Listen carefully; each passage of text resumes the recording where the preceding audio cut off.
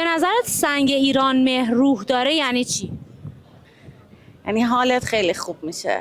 یعنی که روحش اومده بیرون فعلا، یعنی الان دیگه نداره، چون اگه داشت الان تو خود سنگه بود. به نظرم یعنی خیلی زنده است. فکر کنم یعنی خیلی خوبه، خوشگله، رنگش خوبه، شاید نمیدونم. منظورشون نفهمیدم. منظور اینه که به فضایی که ازش درش استفاده میشه روح میبخشه و اون فضا رو نسبت به سایر بناها یه جوری خاص‌تر نمایش میده. روح کلا نماد چیه؟ به نظر من ذات و هویتشه. مرگ.